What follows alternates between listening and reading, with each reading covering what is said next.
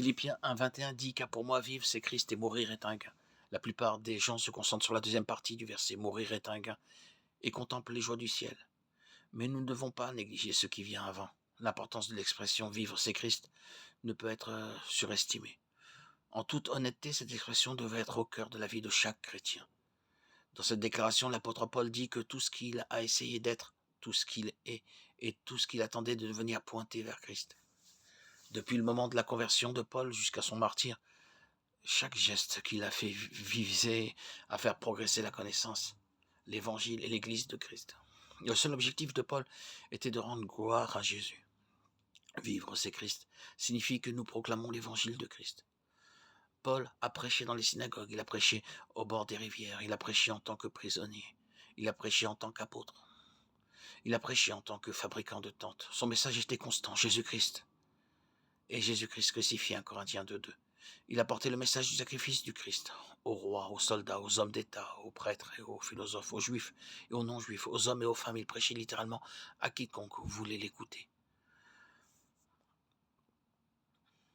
Philippiens 1,21 dit « Car pour moi, vivre, c'est Christ et mourir est un gain ». Pour comprendre les paroles de Paul, nous devons d'abord examiner le contexte. Le livre des Philippiens est une lettre de l'apôtre Paul à l'église de Philippe. Dans l'épître, Paul encourage l'église, lui donne des conseils, prescrit la vie que les chrétiens devraient mener, et plus encore.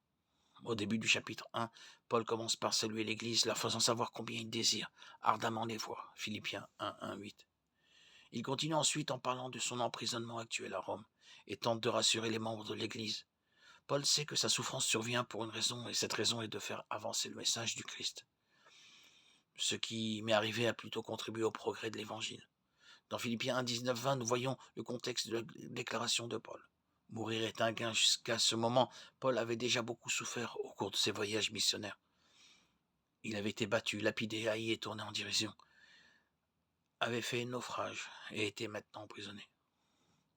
Mais Paul trouvait de la joie dans ses afflictions, car elles avaient renforcé sa foi de manière exponentielle, lui avaient permis de servir comme un puissant témoin du Christ.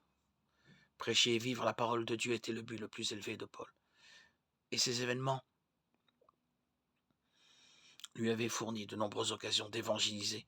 Il a littéralement offert son corps en sacrifice vivant pour le royaume de Dieu, parce qu'il avait couru fidèlement la course qui lui était proposée. Il savait que Dieu serait honoré à la fois par sa vie et par sa mort.